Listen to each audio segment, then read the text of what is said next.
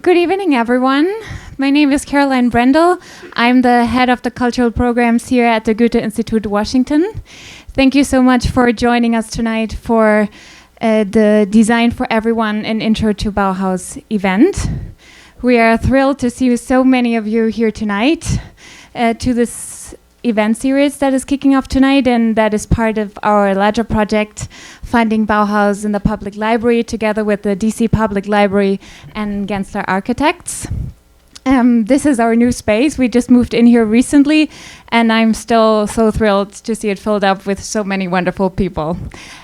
Now I want to make it short and sweet and hand over the mic to Alison Bashai, the founding principal of Form Function Studios and the curator of this wonderful event tonight. Give it up for Alison.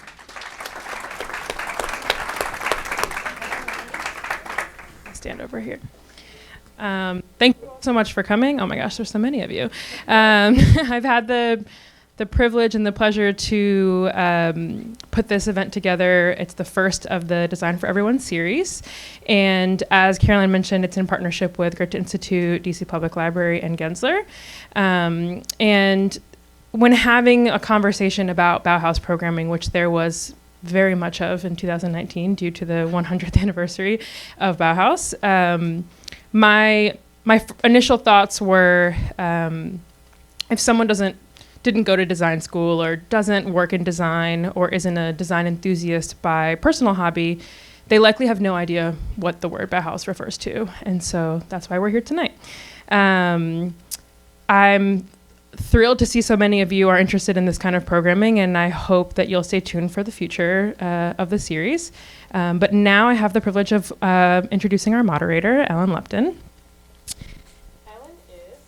Ellen is the Senior Curator of Contemporary Design at Cooper Hewitt, Smithsonian Design Museum in New York City.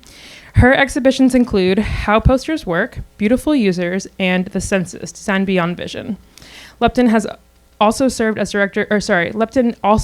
currently as the Director of Graphic Design MFA program at MICA in Baltimore, where she has authored numerous books on design processes, including Thinking with Type, Graphic Design Thinking, and Graphic Design, The New Basics. Her recent books, Design is Storytelling and Health Design Thinking, were published by Cooper Hewitt. She is an AIG Gold Medalist and a Fellow of the American Academy of Arts and Sciences. Please help me welcome Ellen Lupton. Okay, so when this is all over, can someone explain to me why Bauhaus? Why does it bring people out? I mean, I get it. I know they get it. But it still always amazes me, like the allure of this mysterious place, this myth. And I think maybe tonight we'll learn a little bit about the myth and how it came to be and why will not die. So I'm going to very briefly introduce each of our panelists, and they're going to something's wrong with this. It's not me. It's the ghost of Moholy-Nagy messing with my sound. They're going to talk about the Bauhaus and their take on it, and sometimes their own work in relationship to it, which I think is super exciting, because to me, what I love about the Bauhaus is it's like a stain.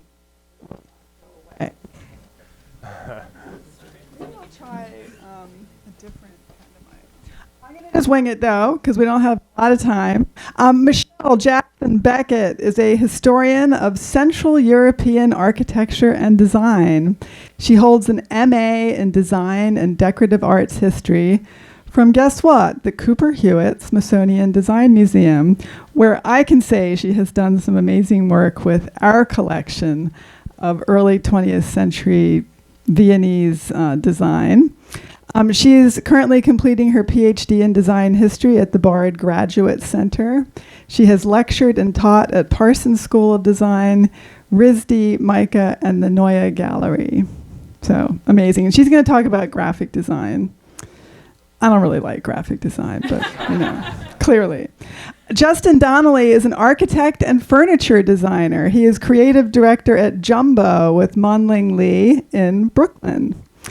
Justin has studied at Stanford University, Columbia University, and of course the University of Maryland. He has shown his work around the world, including Venice, Stockholm, New York, and Washington, D.C. In 2016, he was selected as an Emerging Talent honoree at the NYC by Design Awards. Awesome. Mina Marefat is an architect, urban designer, and architectural historian. She is principal of design here in Washington, focusing on design, innovation, and city revitalization. She has some good educational chops, too. She has a master's from Harvard and a PhD from MIT. She lectures internationally and has published extensively on modernism and its cross-cultural global reach. And she has interviewed dozens of influential architects, from Philip Johnson to Philip Freelon. Anthony Harris is also an architect. He's from Gensler, where he has many initiatives, including Public Knowledge, a research project aimed at exploring the future of public libraries. So perfect for our series. He has worked as an architect for 15 years in Washington, D.C. and New York, with clients ranging from the New York Public Library to the Ford Foundation. He is a graduate of Catholic University and the University of Michigan. So it's a pretty amazing panel. Just what we need for an amazing subject, the Bauhaus.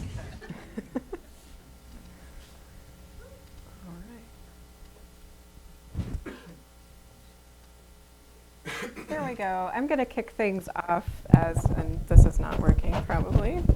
Can we hear me? Yes, excellent. I'm going to kick things off looking at primarily graphic design, but also to give us a little bit of context for why Bauhaus and why is the Bauhaus coming about in 1919. So I'm starting us off with this iconic image. It's the actual program of the Bauhaus, as you see here, the Staatliche Bauhaus. It was funded by the state at the time in 1919, founded by Walter Gropius. And this really laid out the program for what you would study at this school. In the aftermath of the First World War, Germany obviously was a loser in that. And so there's really a lot of just kind of questioning of what life should be like post. No, this is off. We might just be bad luck with the mics tonight. I will try to just project. So this question really of what life could be like, and certainly this notion of utopia is so important. The woodcut at right here was done by the artist Lionel Feininger, also part of the Bauhaus, and it's often referred to as the cathedral of the future, which I really love, and goes back to earlier ideas about the total work of art, the idea that art could be infused into every aspect of life. And so this became an early icon, even though it's not something people typically associate with the Bauhaus. A cathedral seems very traditional, but we have to remember that all different types of materials, of workmanship needs to go into building a cathedral, and of course what takes place within the cathedral. And so this concept, the Gesamtkunstwerk, if we're being fancy, the total work of art, is really what is symbolic in this particular image and what they were trying to show. And so here we have a great graphic that outlines the different courses that you would take as a student. And so you would start off in the outer circle, the preliminary course, really about experimenting, which I think is fantastic. It informs a lot of the ways that design education and art education is today. And as you see, you would move closer into the center, eventually reaching the pinnacle of what Gropius thought to be architecture. You notice in the German it says Bau, so Baukunst, the art of building. It's not using the Latin architecture, so it has this really interesting connotation that building is really the unification of all of the arts. We see that here in examples of graphic design, showing you Wassily Kandinsky as an example, who was a professor of the Bauhaus, and a postcard he designed for the Bauhaus exhibition in Weimar of 1923, compared to, you can see his abstraction that he's working through in ideas of his paintings and fine artwork as well.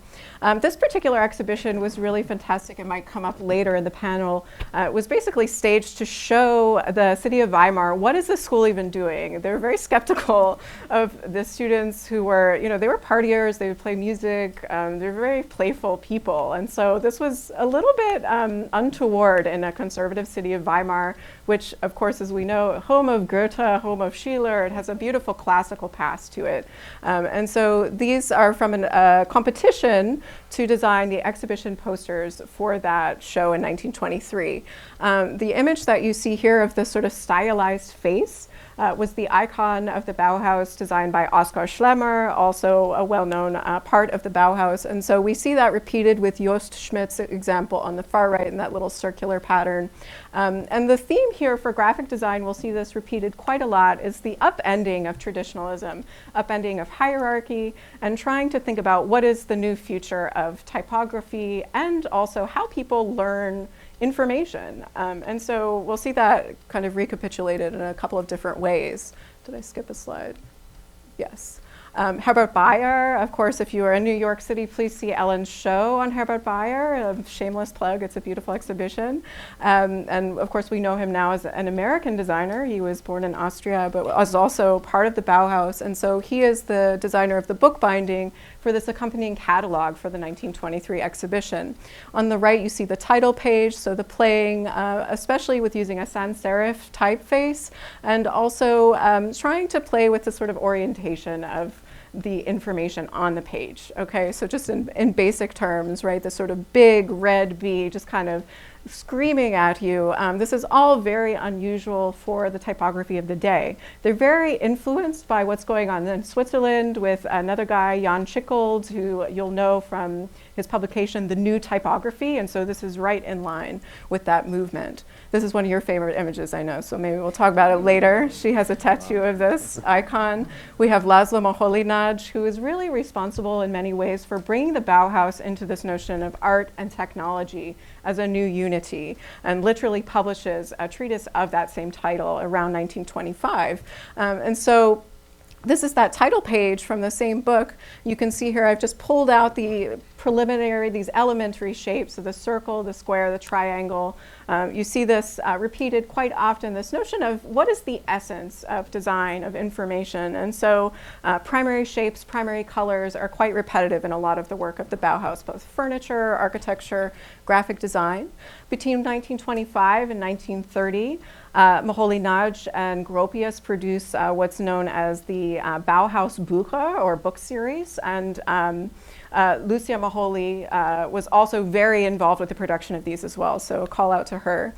These are just some sample graphics of covers that you could see. They were meant to show what the Bauhaus was working through as a school throughout the 1925 to 30 period after they had moved to Dessau, which was a more kind of industrialized area. And so you can see Theo van Doesburg, the De Stijl movement, Mondrian here, Die Bühne, so design for theater, international architecture. So it was really meant to look also, what are our other counterparts doing? This didn't exist in a vacuum. Come on. There we go, Bayer. Perhaps his most well-known design, the universal typeface, as it's called, which sought to have a single case type, as you see here. This is an experimental slide here from Harvard Art Museums, where you can see the G and the K are kind of encircled or squared here because they're being worked through. But I think you really get a sense of what we might consider today as a contemporary branding, really. Even looking at this D letter, that could really just stand in as a kind of branding insignia for a company. And so the idea here of universalism in design, moving away from traditional types, especially away from black letter. If you can imagine trying to read a newspaper article entirely in the full heading of, the New York Times heading, what that looks like. If an entire article was printed like that, it's so hard to read. This was meant to kind of re-engage with this idea of how should we be disseminating this type of information. And it becomes the insignia of the new building, which was built in 1925, designed by Gropius, that you see at the right side here. I'm not pointing it the right way. There we go. You can see it also at play in this really amazing women's magazine called Die Neue Linie, or The New Line. The New Line refers to, in part, the women's silhouettes and clothing changing for fashion at the time period. But it was also in reference to the new line, the sort of new idea of typography and the avant-garde movement of the day. And so Moholy Nagy also worked on the graphic design for this particular magazine series. And I wanted to call out one of the few women who worked in graphic design at the Bauhaus and later became involved in commercial advertising, Zora Poppets. And she's featured on the right here as the designer of the August 1931 cover. I love this because you can see a really graphic impulse, but also the use of photo collage, which is another important aspect of graphic design. So the photographs of the Alps are portrayed in the back here. We have this really kind of gorgeous architectural scene, the sort of lines going across both of the images really, and the Bubikopf, as we call it, this sort of hairstyle that's super short. I can't think of the name in English at the moment, but you know what I'm talking about. Super chic. This is the new woman, die neue Frau, as it's called.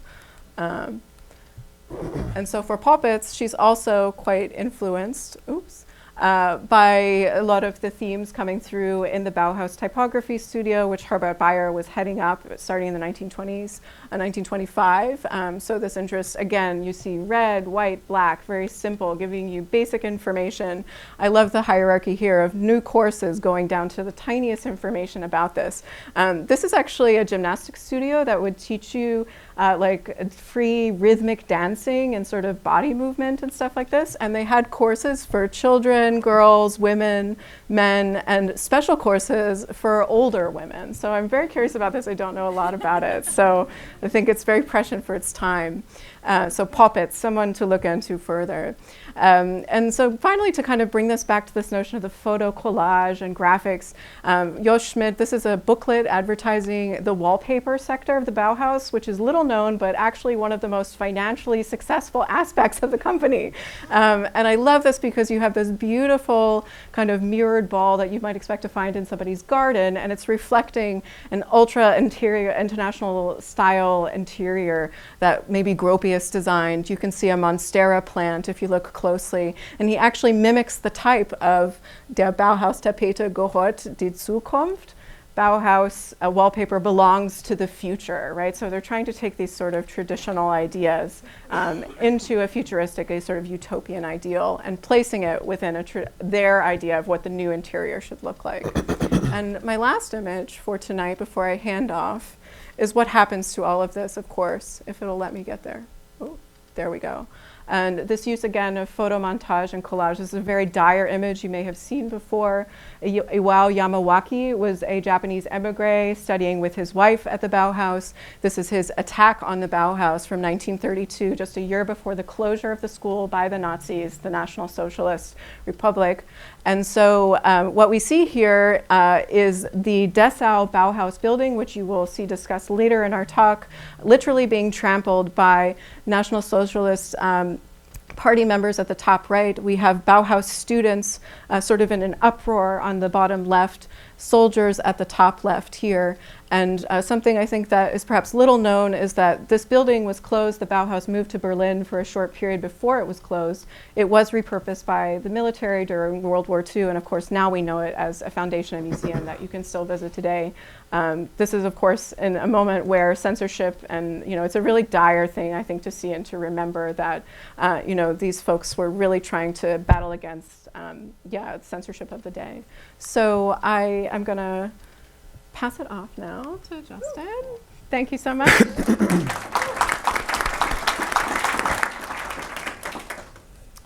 So I'm Justin, and my partner Munling is actually here today. We split our time between New York and DC. I'm in New York, and Munling is here in DC. We're both trained as architects, but we work mostly in furniture and object. What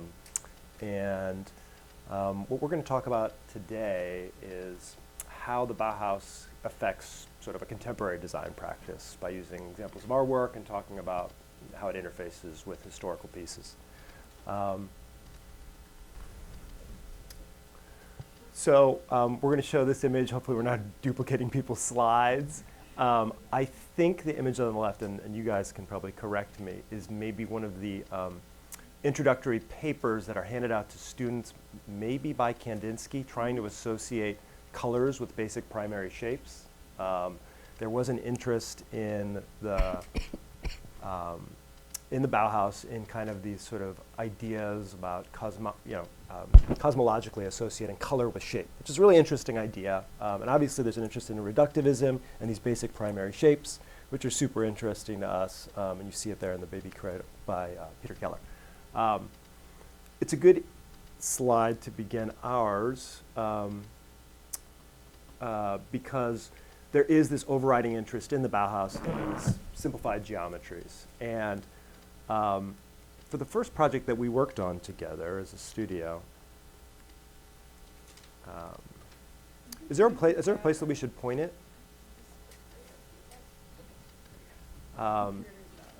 Okay. Is this project here, and it's actually in Washington, D.C. So we started our studio in 2017, and we did this project by invitation from the Southwest Waterfront Bid.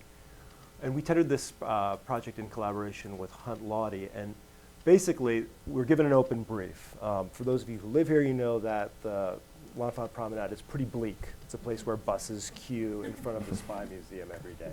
So there's this interest in kind of making it a more accessible, interesting, a place that people actually want to be. We thought about a couple different schemes, but in the end we settled on one which basically introduced the site as a long linear park, or more like a playscape. And it was a little bit surprising to the client because, you know, they asked for something that would kind of make the site more interesting and more compelling to the public, but they didn't say anything about children. And in many ways, this looks like a playground. And this comes from one of our core tenets that is kind of taken from the Bauhaus in some ways, in that we think that the most reductive and childlike work that we can do, it compels to us, it's just as compelling to us as adults as it is to children. And we think that by reducing formal geometry to its most basic elemental form, it can be more compelling, both visually and sort of emotionally. This is the famous Bauhaus chair. It's often referred to as the Breuer chair, but it was really designed first by Martstam in '26. We show it because in many ways, as a furniture design studio, it's very hard to escape this chair. It casts a long, long shadow despite its very thin metal tubes. And the reason we show two slides here is because we want to talk a little bit about what it's doing here. It's very much a technical work, right? It's one of the first cantilever chairs ever. It might be the first cantilever chair ever.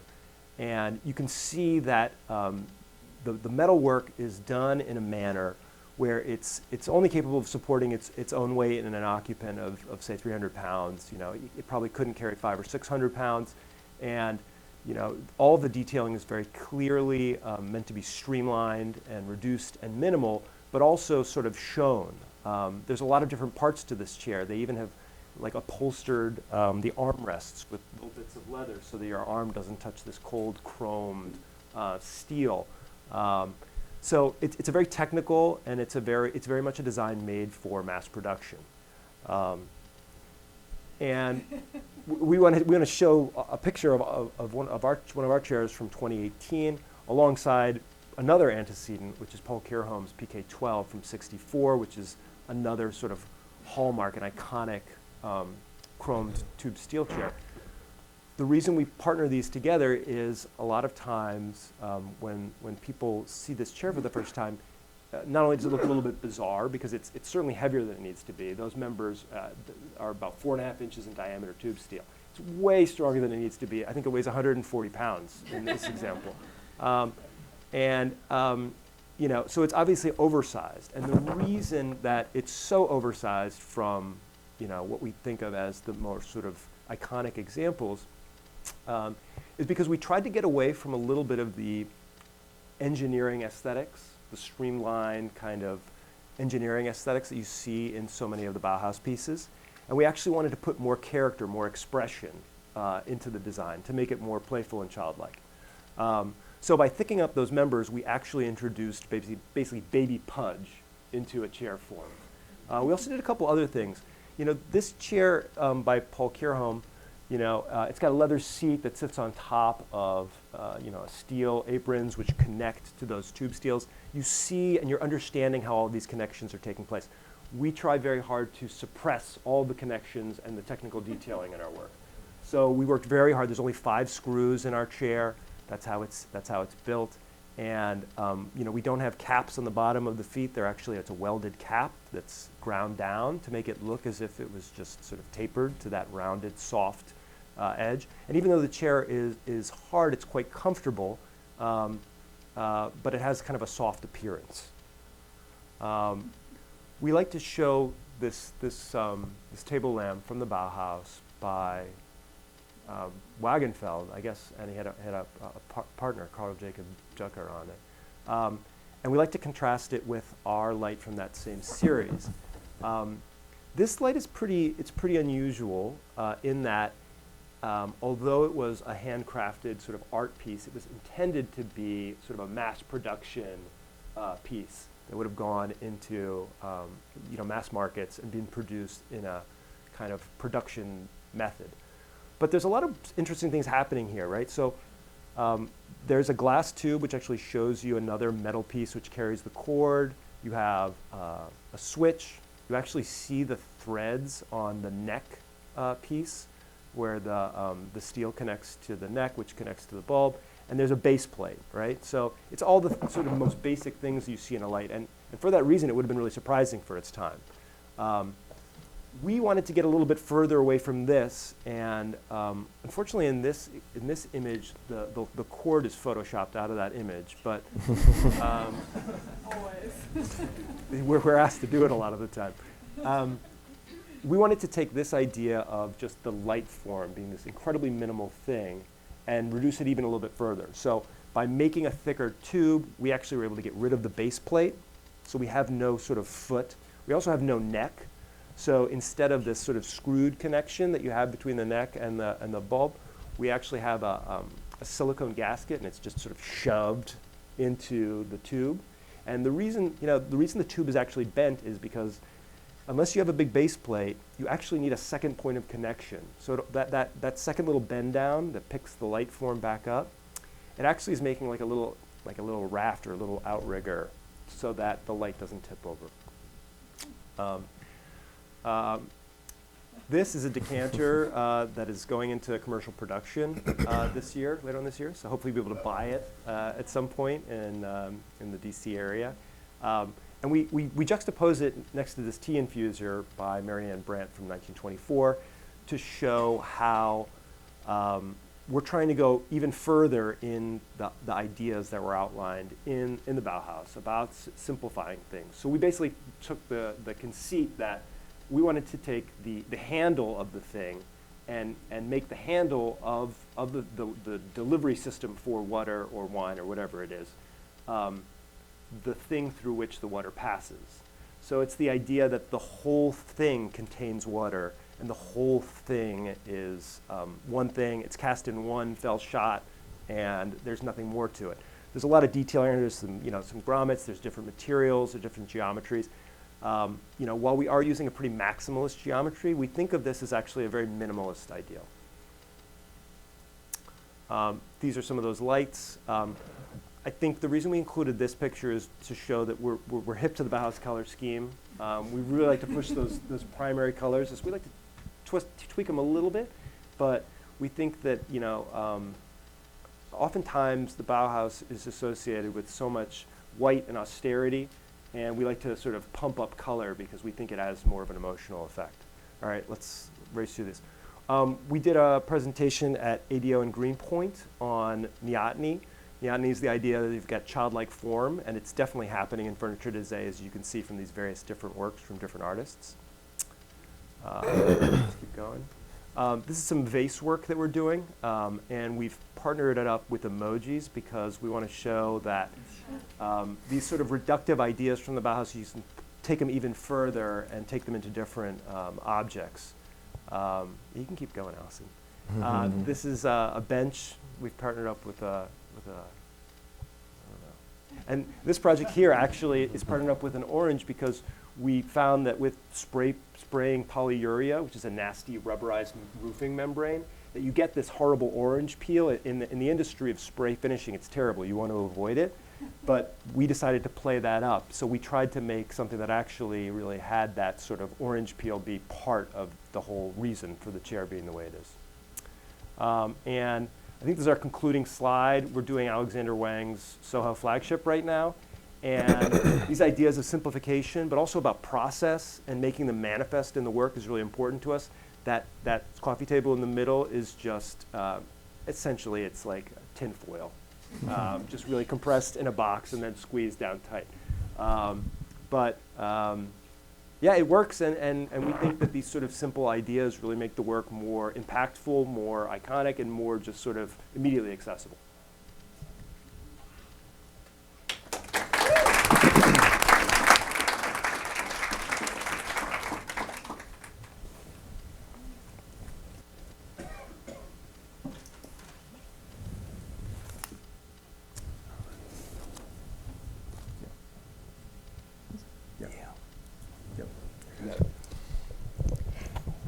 Thank you, and thank you to the audience for coming out on a stormy night to hear the story of the Bauhaus.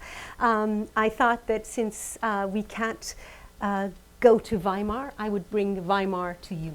And this part of the story of the Bauhaus is, I'll give a very brief introduction into the Weimar, then Anthony will speak a little bit more about the history in Germany, and I'll go back. The topic of what I'm going to talk about is Bauhaus International, from Berlin to Baghdad. But at the moment, this is the story of where it all began. And it all began in the birthplace was this picturesque town.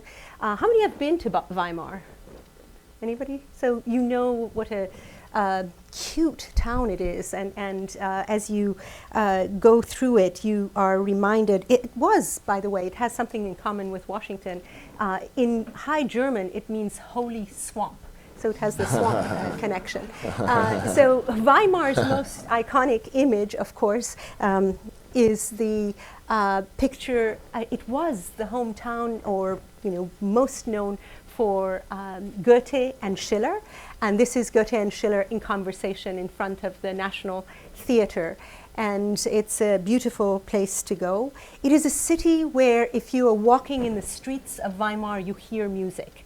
And having witnessed it, I thought I should bring it to you. It's a place where Franz Liszt has a school, and Bach is, celebrated and spent quite a few years here, and it's also a place where you had, Richard Strauss and many musicians, but you also had writers like Hans Christian Andersen, Nietzsche, and Pushkin. So it is a very cultural city, and it is also where Goethe, as you know, translated the Persian poet and mystical Sufi Hafez. And Hafez, and we have people here from Shiraz, will attest, he was a 14th century poet who really talked about life in the most mystical way of love and wine, but he also talked about the hypocrisy of religion. But he is in conversation here with Goethe because Goethe translated him. And this is very important because it is here that the whole literary movement that we know as transcendentalism was launched by Goethe's translation of Hafez. So it's a very, very cultural city, and it is in this city that in 1860 the Grand Saxon Ducal School was created for the arts, and it was a famous school already when in 1900 Henry van der Velde, one of the top architects of Europe, who was the mastermind behind the Art Nouveau movement, and came to Berlin, spent many years here, and built the building that brought two schools together, the Arts and Crafts School and the Ducal School. And this is the building that still remains and is the the Bauhaus headquarters in Weimar, and it's it's an Art Nouveau building, and it was in the turn right after World War I and the creation of the Weimar Republic that Bauhaus, that Van der Velde, because he was Belgian, was pushed out, and it was Van der Velde who actually introduced Walter Gropius. They had known each other in the great meetings and debates that were going on with Hermann Mutasius, another German theoretician, who was talking about standardizing all of the arts into one very sort of almost rigid format, and Gropius was against that. And so it was Van der Velde who introduced him as the founder of, to take his place at this school, and it was Gropius who put together the Staatliche Bauhaus, and here are some of the people that we heard their designs, and if you can see, this is the masters. What Gropius did is really revolutionize the way art was taught, and he brought a unity between the art and technology. There was no longer going to be teachers and pupils, but rather masters of the craft and the masters of the art form. And many of the students, early students like Marcel Breuer, later on became masters themselves. So with this brief introduction, I will pass it on to before we did that, there's a couple more slides I just wanted to, okay, I just wanted to, as I said, this is one of the buildings, this is the building, and this is a Bayer mural that it's actually called, it's a beautiful mural, and it's called Box of Moonlight, and it was part of the 1923 exhibition, and it still is on the staircase. The Nazis covered it, and then they uncovered it, and this is Bauhaus Weimar's office of Walter Gropius. And this is an old picture of 1923, and this is the current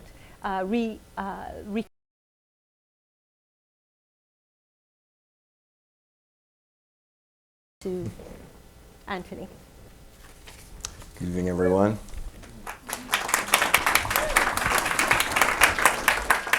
So as Mina mentioned, I'm going to speak about sort of looking at the historical and I guess the cultural context and some of the timeline and issues that sort of gave rise to the Bauhaus.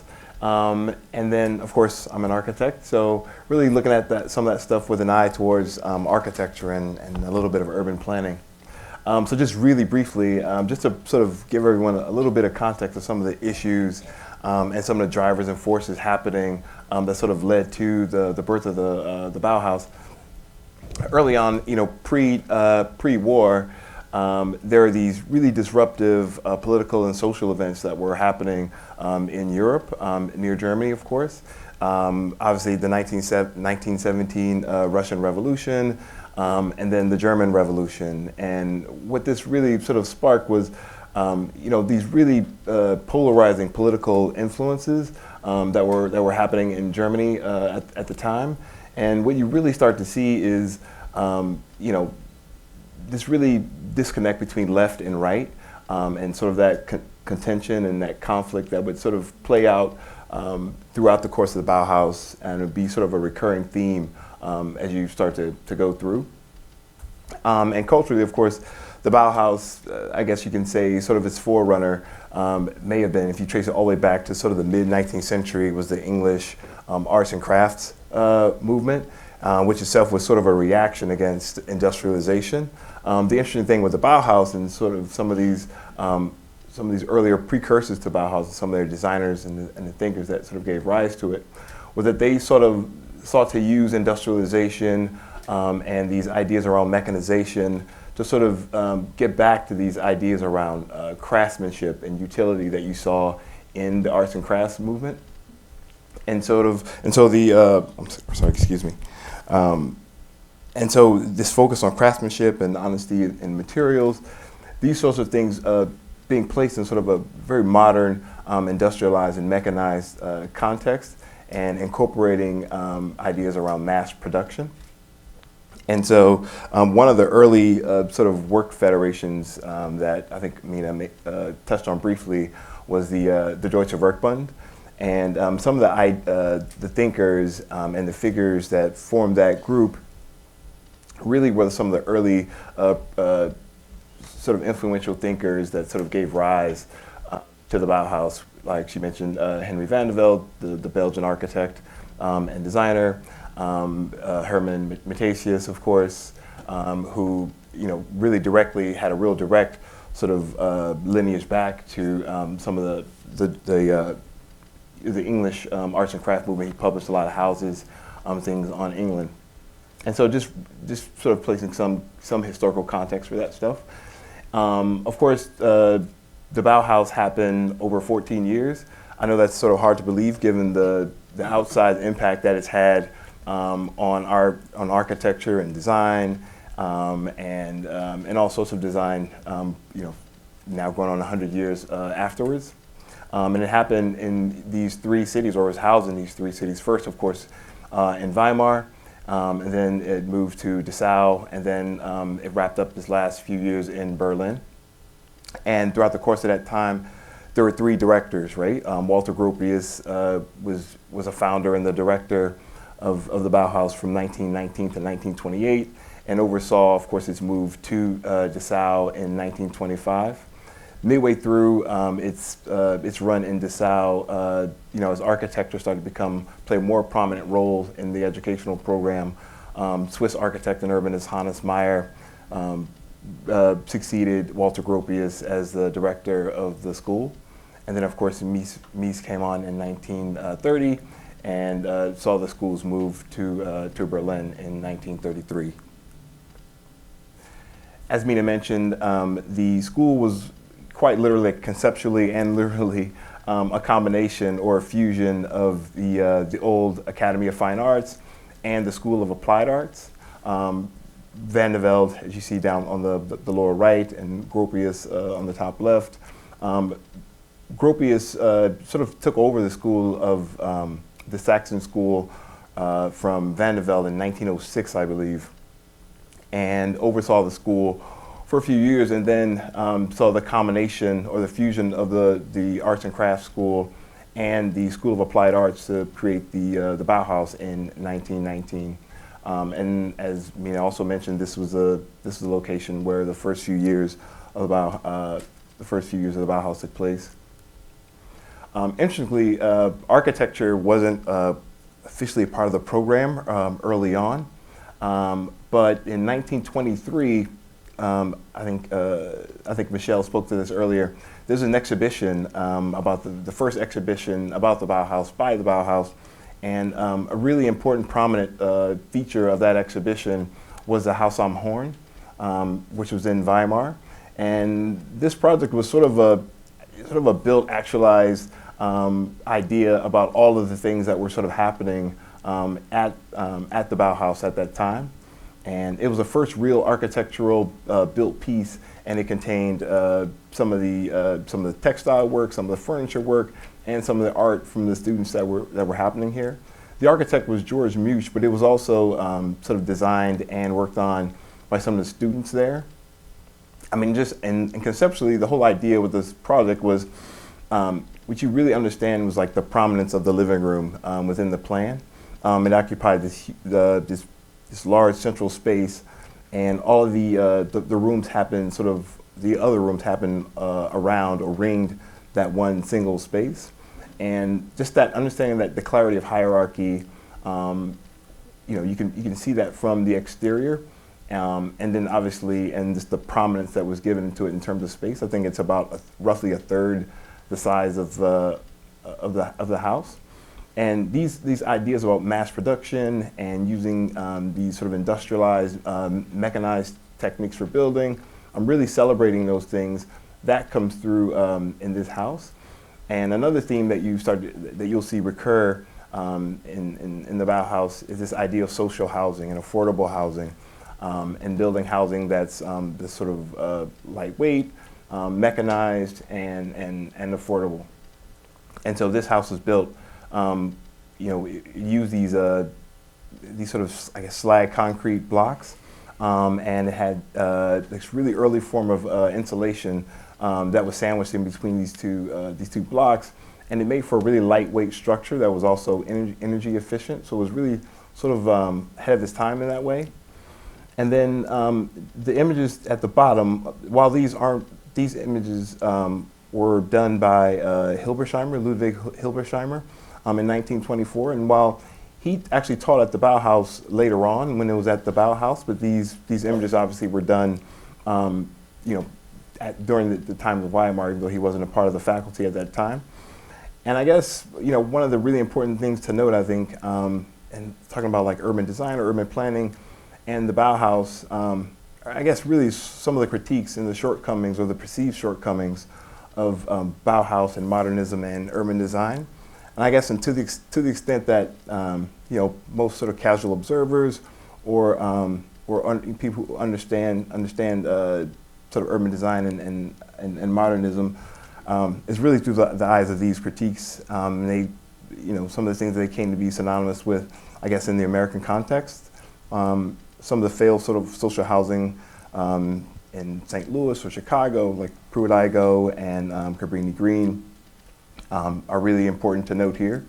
Some of those critiques are probably a bit reductive and not quite. Don't take into account some of the issues and the problems that were that gave rise, I guess, or contributed to some of the these projects not being as successful. And of course, the school moved to Dessau in 1925. I think, as we've talked about earlier, the town of Weimar at this time, there were a lot of political issues in the city. It became sort of more of a populist, nationalist government sort of had taken over. And the people in that government and some of the townspeople sort of, had conflicts or issues with the Bauhaus at this time. And I think they cut off funding to the school. And so a more receptive government was in Dessau, and so that's where the school moved then. And this is the sort of the magnum opus, I guess you could say, for Walter Gropius in designing the school that housed the Bauhaus from 1925 until 1932. And it really sort of captured and showed all of these themes and topics and ideas that he'd been sort of wrestling with and thinking about for all these years, and really kind of got back to some of the ideas that he'd sort of thought through during the Deutsche Werkbund.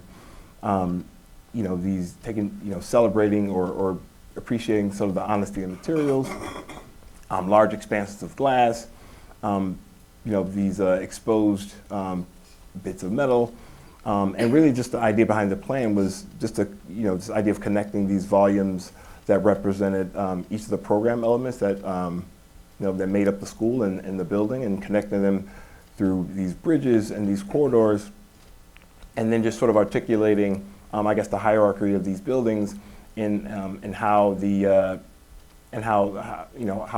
windows are fenestrated, right?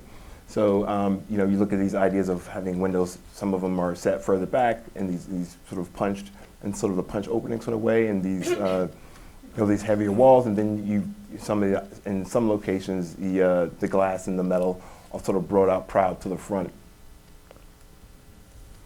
In 1928, as I mentioned, Hannes Meyer, the Swiss architect, succeeded Gropius as the head of the school. Meyer while Gropius had his idea, you could say, was in terms of politically anyway, was the idea of like apolitical socialism.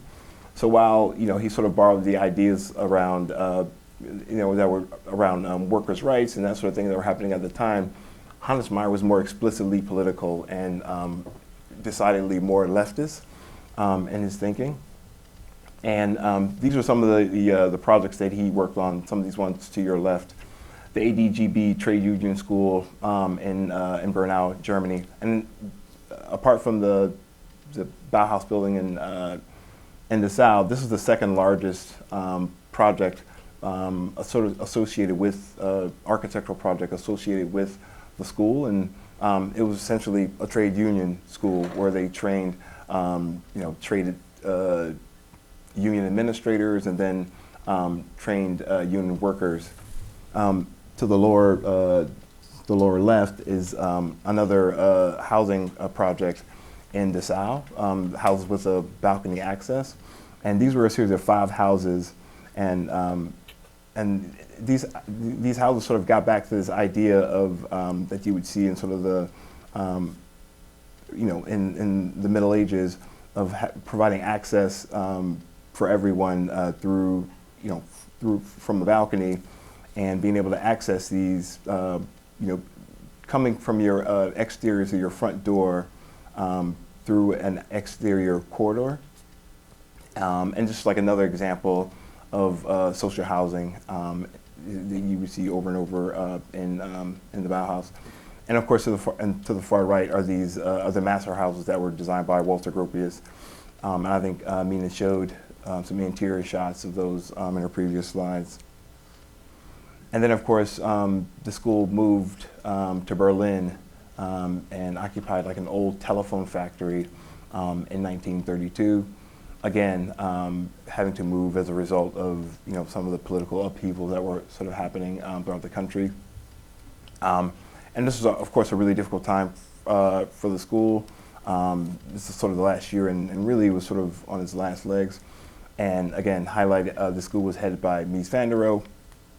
One of the people, an important figure that he worked with was Lily Reich. She worked on a number of the projects, or collaborated with him on a lot of the projects that are fairly well known. She unfortunately is not as well known as Mies. A really important house was the Tugendhat house in Brno in the Czech Republic, and it's really important because it's just sort of encapsulates or really sort of shows a lot of the major themes and ideas associated with like sort of the international style and modernism. So with that, yeah. So in 1928, as Tony said, Walter Gropius resigned from the Bauhaus and moved to Berlin. Berlin at this time was a very exciting place, and he's standing on the left side, he's standing next to his 1922 photograph of the competition for the Chicago Tribune. The most important competition in the world at the time that it took place. It was an international competition, and it is because of that that Eliel Saarinen later on moved, and Eero, his son, came with him to America and helped transform American architecture. But Gropius had submitted this entry, and it was called the Mousetrap by some of the people who viewed it, and in fact the competition was given to a very Gothic building and still in existence. And on the right side you see Walter Gropius again in Berlin, and on one of the last buildings that he designed for one of his earliest clients, actually, the Gropiusstadt in Berlin. And I think that these two pictures show Gropius as a young man and just before he went to America. As a matter of fact, in 1928, he did go to America for the first time to visit, and he went with his wife, Ise, and the wife of his client, Adolf Sommerfeld, who was the client for this building too. And he got to travel to New York, Washington. By the way, he was not impressed with Washington at all. And he loved Chicago and was very, very impressed with Arizona, more than anything with the landscape, and ended up going back there many, many times later in life. And he went to Los Angeles as well. So his first encounter with America was very positive in 1928. And he was very, very busy in Berlin, although many of the projects were not built. And as you know, it was the 1929 crash brought an end to the glorious Berlin and economic revival that was happening, and then the Nazis were taking over. And one of the things to remember always is that the history of the Bauhaus is intertwined with politics. And the politics of Europe, the politics of America, and in many ways this is very important because it is because of that, in some ways, that the Bauhaus is so pervasive in influence. And one of the things that happened is that in 1937, Joseph Hudnut, who was the dean at Harvard, invited Walter Gropius to come to America. Gropius already had an international reputation, and he came to America, and he was installed at the Harvard Graduate School of Design. And one of the first things he did in 1938 is build a modern house, the first modern house in the Boston area for himself. And it became the house that many, many people came to visit from all over the world, including former Bauhauslers like Marcel Breuer, whom he brought to America and helped design this house. And here you see him with Isa, his wife. And many people would come and visit the house just to see how unusual it was. At Harvard, he also built the first modern building on campus, and it was the Graduate Center. It was a collection of buildings, dormitories housing 575 students. We have one of the former students of Harvard who lived there, and I went to visit her many times. And it had a commons with a dining room, and the dining room had all of the decorations of typical in the Bauhaus, including with Herbert Bayer and Hans Arp, and wall hangings and designs, and Arp as well. So in America, the influence of Walter Gropius was not only very, very important through his teaching at Harvard and through some of his own work, but also through the controversy that was caused by the design of one of his last buildings in America, the Pan Am Tower, that was the Air Rights Tower over Grand Central Station. What is interesting is Grand Central itself was an Air Rights building 50 years earlier, and then he was the advisor for Raymond Hood for the design of the building, and caused a lot of controversy, although its counterpart in Europe, and this is a 1956 building on your right, the Pirelli building by Gio Ponti, another European architect that Gropius knew very well and was intimately involved with in the Congrès International d'Architecture Moderne. And so one of the buildings that he designed was the embassy in Athens. And I'm going to quickly go through some of his own designs to show, and this was with the architectural collaborative, the group of young people that he had brought together. And this is the influence of the Bauhaus, as I said, political. When the Nazis took over, a lot of the people in the Bauhaus went to the former British mandate of Palestine, and that later became Tel Aviv. And so you have 4,000 Bauhausian buildings in Tel Aviv. But Tel Aviv was not the only place where Bauhaus would have direct impact. In fact, it would be the city of Baghdad, also a British mandate. And here it was a new country with money from oil, and they soon were embarking on a very ambitious project to bring the most famous and the best architects from all over the world.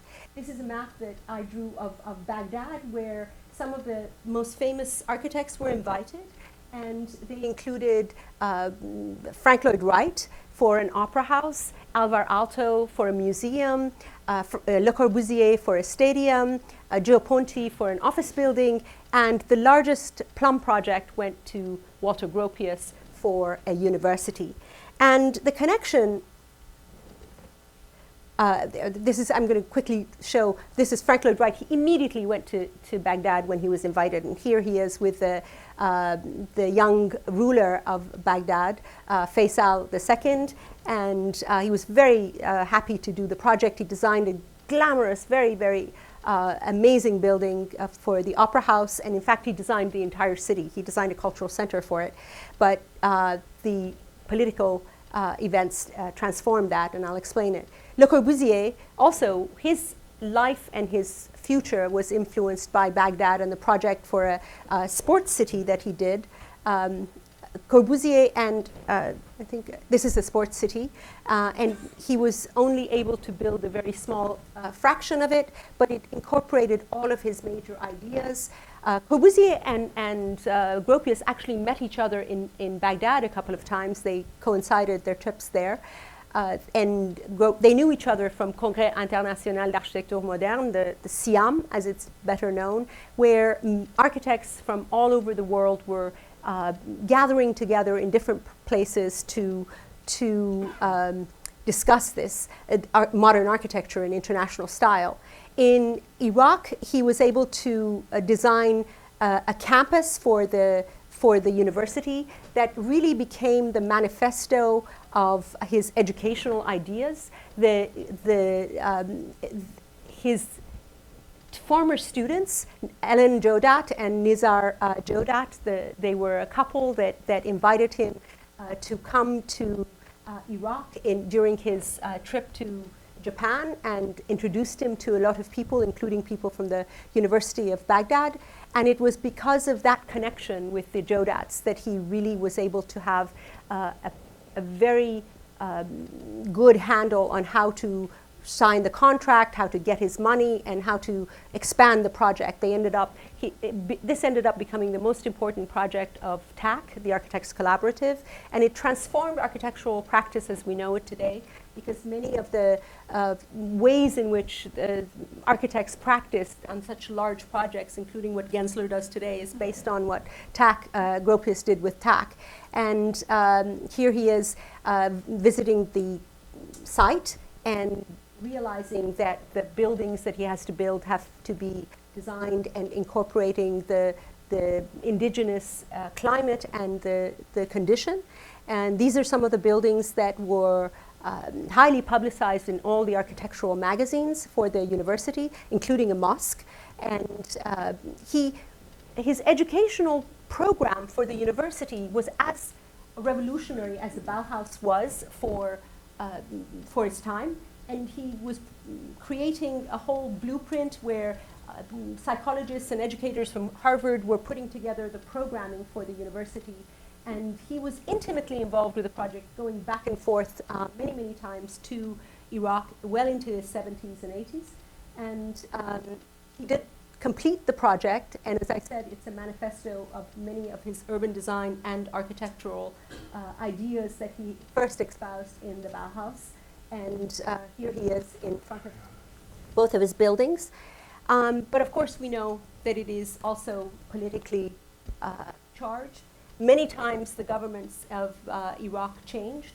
He had survived all of the vicissitudes of those coups and changes, but now the challenge is much greater.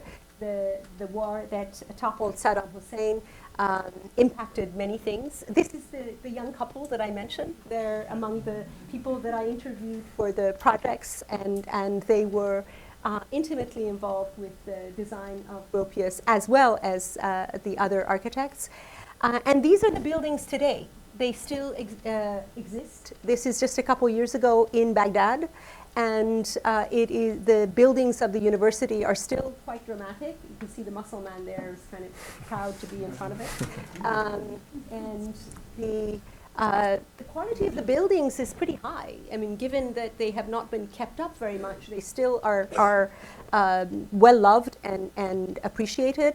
The only piece of the Gropius building that was built was the gymnasium. And it took a trip to Baghdad together with all the French and everybody to convince them that this was actually an authentic Le Corbusier building, and it is now on the list of Le Corbusier's buildings and ICOMOS. And this is the building. They unfortunately painted the lower part white. The mosque is not faring very well. It is in the worst condition, and they wouldn't even let us go there. It's been surrounded by barbed wire. This was a conference that was there among the preservationists of Baghdad, who really do need support from the West in order to raise consciousness among their own people as well as others to help maintain these buildings. I've written about Frank Lloyd Wright, and there was a big exhibition at the Guggenheim in 2009 that really highlighted the Baghdad project much more than it had been before. And I've written about the Corbusier Gymnasium, and it's been published in a couple of languages, and including Arabic as well. But and I'm writing about the Baghdad University and the Bauhaus in Baghdad, and hopefully it will result in a book that will be published in German as well. Thank you. Wow, wow.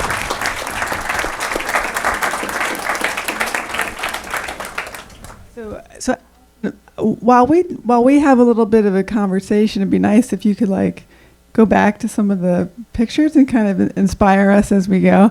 So one of the things that comes out of this story is that the whole life of the Bauhaus, it was both very much loved and also embattled, right? And fighting these forces of history and people that didn't understand it and didn't trust it and so forth. And in a way, that's still true, right? That we love the Bauhaus and hate the Bauhaus. We love it. It's like, I guess, your parents, right?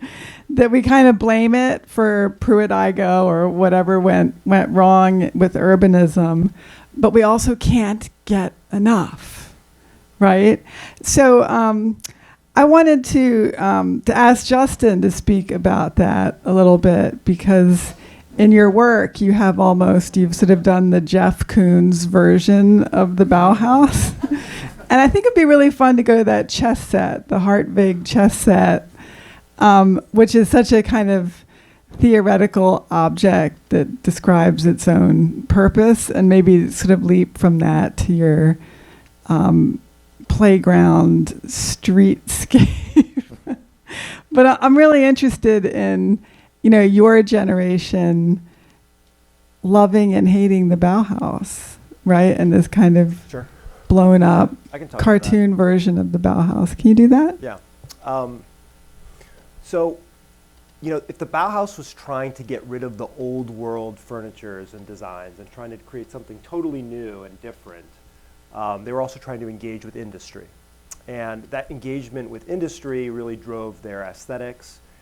But in many ways, the Bauhaus was ascendant. Like machine production furniture is what each of us has in our homes. IKEA is ascendant. There's more IKEA furniture than all the other furniture companies together in the world every year.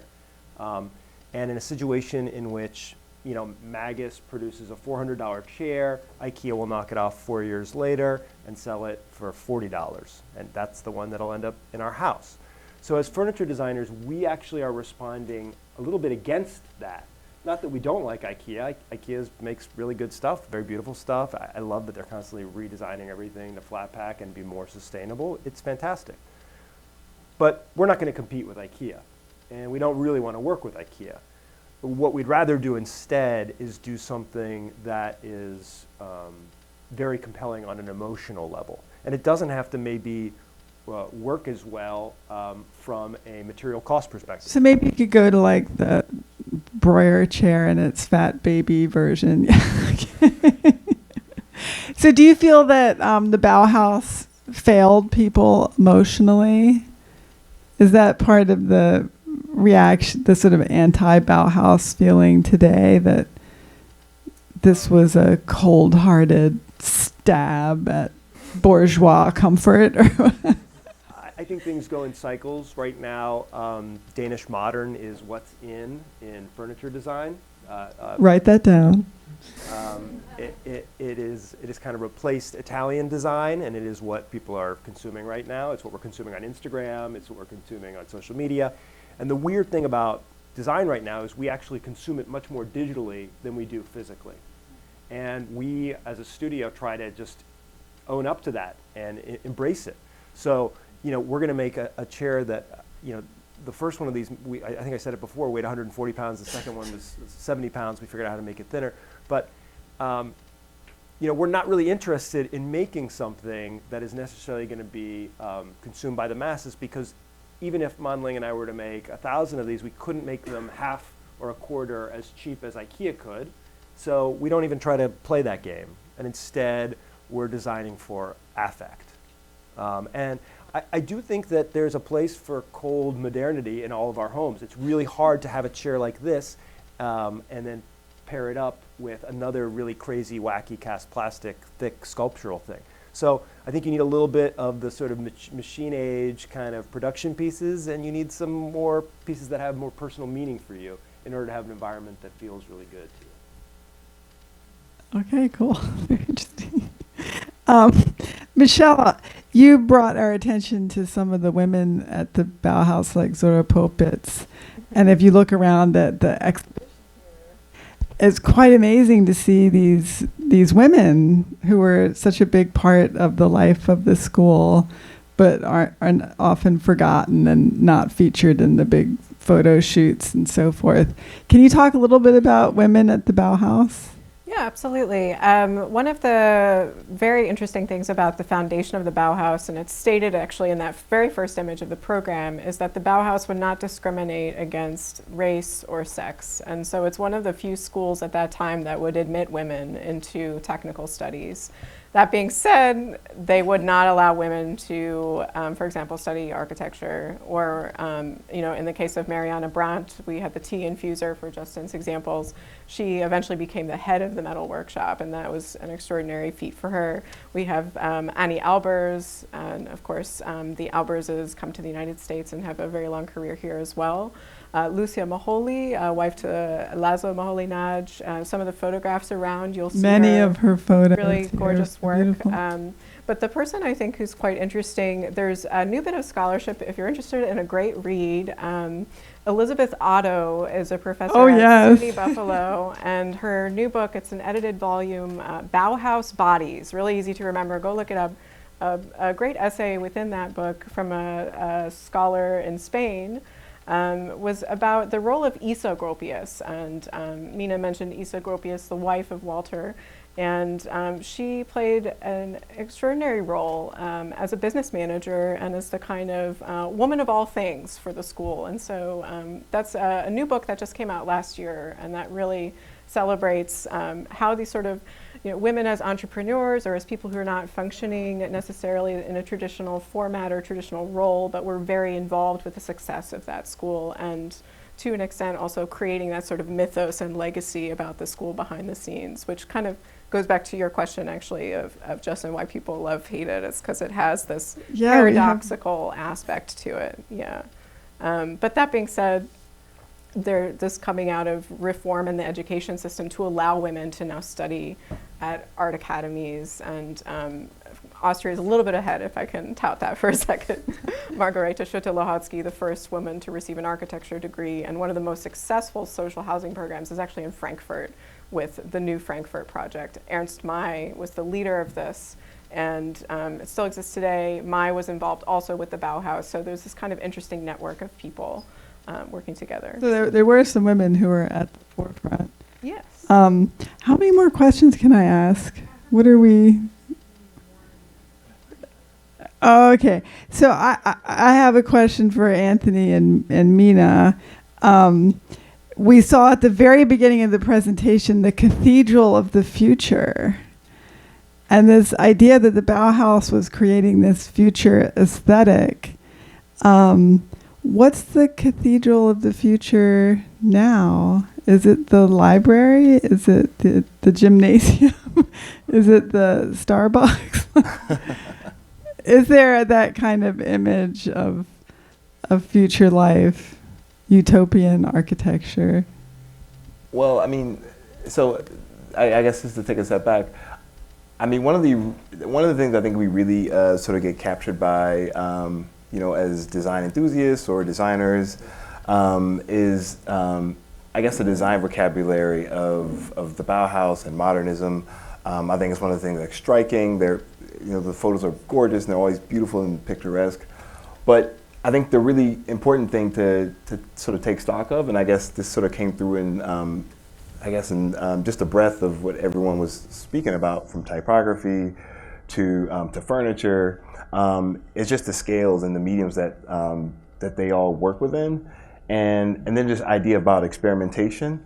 And so for me, what's really critical in trying to understand, I guess, the future of, and how some of the ideas about the Bauhaus, can be applied, in the future, and in designing buildings and spaces that sort of get to how we relate to each other, is really applying the ideas about experimentation and their philosophies to things that aren't tangible or even spatial, right? And I know like this idea about design thinking is like a really sort of buzzy thing these days, but like I do a lot of work with like public institutions and trying to get the public institutions to sort of design their operations and to design processes that allow them to engage the communities that they serve. I think that's like the biggest lesson that I, as an architect, on a daily basis, sort of take from the Bauhaus. And so, if there's any way to, find some way or understand some way that the Bauhaus can be useful going forward, is sort of using those ideas to sort of get people to think about like how to design, or come up with better questions to ask, and sort of design better environments that sort of speak to what our aspirations are and how we relate to each other. Maybe like less architecture. More people talking to each other. Right. I mean, more. There's something very, to me, imperial about Gropius and Corbusier going to Baghdad and building all this stuff. I think I should clarify something. I think one of the most important aspects about the Bauhaus that we somehow didn't talk about is that it wasn't just an art school and an institution. It was really an idea. And it was promoted by a man who was not an ordinary person. He was a visionary who really wanted to he was global, he was a visionary, and he was all about connections. He knew that it's talent that mattered. And that's why the Bauhaus became a place not of his, he was willing to be collaborative on everything. And it's that collaboration that really is the core and the key of why it is so successful. He allowed other people to take the stage. And he was always there. And ironically and sadly, he didn't give credit to Lucia Maholinage, who did all the photographs of the Bauhaus. And he hung on to those photographs and used them. But at the same time, he really believed that if he returned them to her, then he wouldn't have access and he couldn't promote the Bauhaus the way he was. I don't think at this moment we can forget that the iPhone, all of us have it, is the natural baby of the Bauhaus in some ways. It really is, and if you look at the literature of Steve Jobs, you know that he was reading the Bauhaus literature. You know he was looking at typography. That's how Apple set itself apart from everything else. So in a way, we are the children of Bauhaus the way that Gropius and his masters of the Bauhaus would have wanted us to be. But I think we should not forget that it's all political. Again, we're at the mercy of politics. If in some ways we could bring back the unity and the collaboration, he very much wanted to promote the Gropius, and that's part of why he was so successful in Baghdad, is he was promoting the young people there to do their own thing and have their own institution. And had we not had some of these political problems, if these grand architects had actually built what they had built in those places, we would have had a much better relationship and a much more cordial relationship between East and West. So more architecture, better people. Okay, that's great. Thank you so much. We have very, very short time to take a couple questions. Okay. A couple questions, maybe one or two. We ran over a bit. So does anyone have a question from the audience that they'd like to ask any of the panelists or Ellen? Okay, thank you. So, when we talk about Bauhaus, one of the things that you discuss is like this childlike approach to at least like shape, form, etc., color, but then you get this very austere look when you're done. And I guess one of the things that's always really confused me is how you make that jump from like almost the arts and crafts approach of like these are your elements, these are your shapes, colors, etc. And then you go and then you just throw all of the arts and crafts away and to distill it down to just these shapes. So like, where did that jump come in? I guess if that's in that point of history, I want to know like where they went, learn from it, and then you just kind of move it off to the side. I'm going to take that one because I love that question. There really is a huge shift that occurs when the Bauhaus moves to Dessau. And I really recommend Gillian Naylor's book, The Bauhaus Reassessed, which really talks about the roots of the Bauhaus and craft. The craft workshop. And people, Johannes Iden was one of the first professors for preliminary course. He would come in dressed as a Buddhist monk. He was very dedicated to Zen Buddhism. There's a kind of shift with Moholy-Nagy coming in later, and that art and technology comes through. But a lot of the works that are being produced in the weaving workshop and the ceramics workshop in those early days, 1919 to about 1923-24, before they move and do this sort of like we're embracing industry, there's quite a lot of interesting examples that you wouldn't associate with the Bauhaus. If we had more time, I would have shown you the African chair. Look it up when you go home or if you have your phone. It is a combination of work from Marcel Breuer and Gunther Stolzel from about 1924. It was lost for many years, rediscovered by the Bauhaus Archiv in Berlin. It does not look like anything we've looked at today. Okay, so and the African chair, you can imagine, is super colorful weaving structure that was woven directly onto the chair frame by Gunther Stolzel. So there are these sort of interesting idiosyncrasies. And so this book, The Bauhaus Reassessed, from Gillian Naylor, a British scholar from the 1980s or 90s, that is really the text I would recommend to get that. What is that shift? Yeah, you're welcome. Yes. So sort of bouncing off of that idea is, both within the craft period and the industrial period, there's this utopian image of art for all, this universalist kind of approach.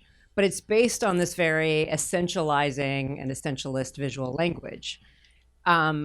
And so were they able to reconcile that to kind of make sense of, on the one hand, they had this very, this social project, but on the other hand, it's based on this essentialist language that just obliterates culture in the name of technology or in the name of craft or whatever. I mean, sorry. That's why we're here. I'm happy to. I think for me, that's a big critique of them. It's a paradox. They wanted to be working with industrial companies. They were largely never able to do that. These things became luxury. Even in their own time, they're viewed as luxury today. That lamp you showed, the Wagenfeld lamp, that runs for a cool like $1,000 if you want to buy it from the Moment Design Shop in New York, right? It was expensive to make at that time. It never went into production. And Technolumen gets that contract in 1980. So there's all of these kind of layers, I think, to, and for Gropius himself, as well as key players in the United States, making that mythos something. But that's the key critique of the international style in general, that it, through sanitizing ornamentation, it removes maybe local characteristics. Yeah, I don't know. But there is a social aspect of what they were trying to do. And the social aspect comes through Conrad Hilton in the shops that he created, and then later in IKEA, of bringing design to the people. The idea that design was, in the 19th century and in most times, for the elite.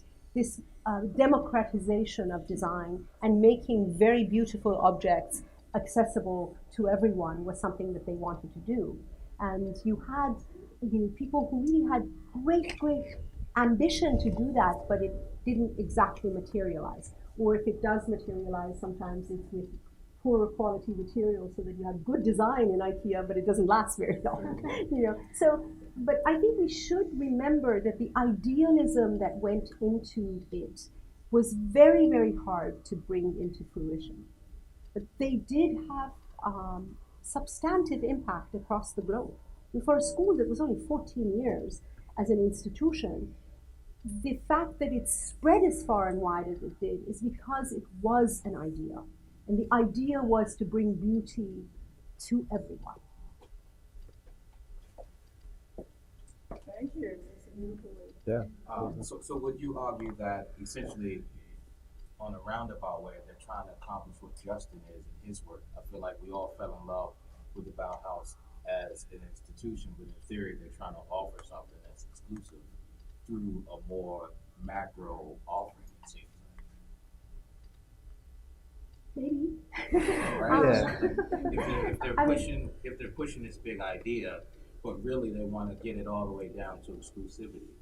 So it's Justin's theory of the chair, of repurposing that chair, but really making it for. But at the end of the day, it was a school. Right, the idea. And the idea is teaching. Right, the idea of the school could have been. It was an experimentation. It was very much an experimentation on exploring ways in which they could bring things to people that had not been done before. With the weaving that they did, the metal work that was done, the objects of daily life, cups and saucers and teapots. I mean, they were really reimagining things in ways that I think we forget how revolutionary it was when they did it.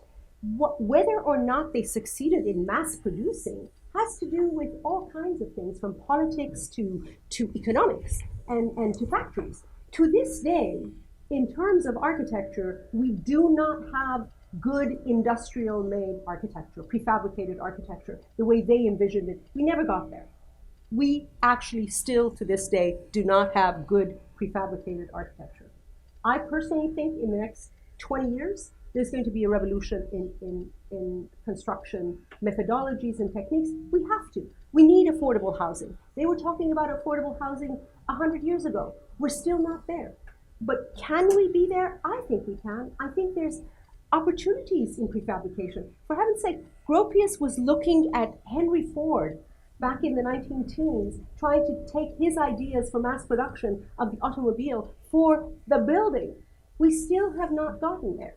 So I think that the utopian idea of being able to reach better design and beautiful design, but make it more accessible to people at a larger, more socially justice, with social justice in mind, is something that we should really strive for. I think that's the perfect note. Others might like me. And